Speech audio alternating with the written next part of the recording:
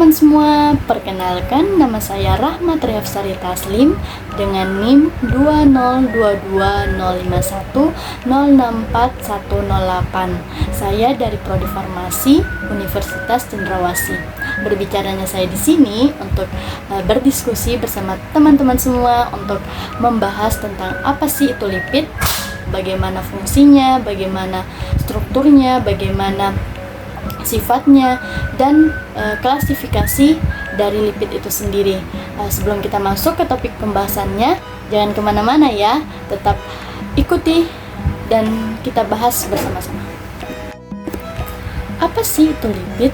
Jadi, lipid adalah senyawa yang terdiri dari karbon dan hidrogen, tidak larut dalam air tetapi larut dalam pelarut organik. Nah, yang kedua, kita akan membahas tentang fungsi dari lipid. Lipid juga memiliki fungsi yang pertama, menjadi sumber energi dalam bentuk sel lemak. Yang kedua, menjadi suspensi bagi vitamin A, D, E, dan K, berguna pada proses biologis. Yang ketiga, melindungi organ tubuh. Yang keempat, alat pengangkut vitamin larut lemak. Dan yang kelima, pembentukan sel. Yang ketiga, kita akan membahas tentang sifat dari lipid itu sendiri.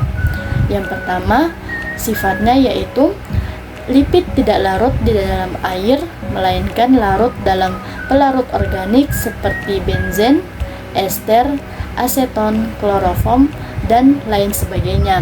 Yang kedua, tidak memiliki satuan yang berulang.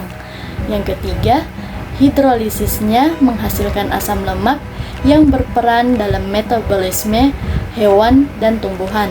Dan yang keempat, penghantar panas yang buruk. Adapun struktur dari lipid, lipid sendiri ini dibagi menjadi dua bagian. Yang pertama berdasarkan struktur kimianya. Yang kedua berdasarkan struktur trigliseridanya. Nah, kita akan membahas yang pertama dulu berdasarkan struktur kimianya. Berdasarkan struktur kimianya, lipid merupakan ester gliserida dengan jumlah atom lebih dari 10 yang terbentuk dari reaksi esterifikasi antara asam lemak dan gliserol. Selain itu, ester gliserol membentuk lemak dan minyak. Struktur asam lemak dan gliserol pada senyawa lipid tertera pada gambar di atas ini. Asam lemak sendiri dibagi menjadi dua bagian. Yang pertama, lemak jenuh, dan yang kedua adalah lemak tak jenuh. Lemak jenuh adalah lemak yang tidak baik untuk tubuh atau lemak yang tidak sehat. Umumnya berasal dari hewan. Yang kedua, lemak tak jenuh, yaitu lemak yang baik untuk tubuh, umumnya berasal dari tumbuhan.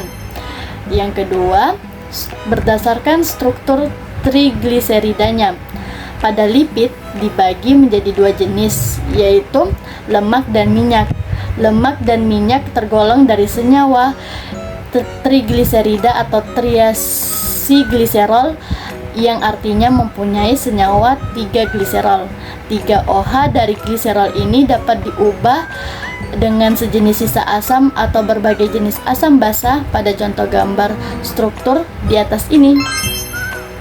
Nah, pada gambar struktur di atas ini, R1, R2, dan R3 yang dimaksud adalah sebagai rantai hidrokarbon dengan jumlah atom yang biasanya 3-23.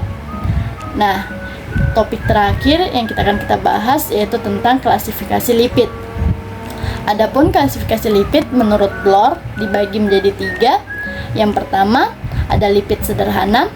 Lipid sederhana merupakan lipid yang mempunyai ester gugus asam lemak atau gugus asli dengan alkohol gliserol pipi sederhana. Dapat membentuk monogliserida, digliserida, atau trigliserida. Trigliserida ini merupakan lipid yang tersimpan di dalam sitoplasma sel-sel adiposa.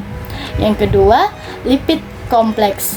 Lipid kompleks ini mempunyai ester gugus asam lemak dengan molekul alkohol serta berikatan dengan molekul lain seperti asam fosfat dan senyawa nitrogen. Asam lemak ini tidak hanya mengalami proses sterilisasi saja menjadi molekul lipid yang lebih kompleks, tetapi juga dapat mengalami proses transformasi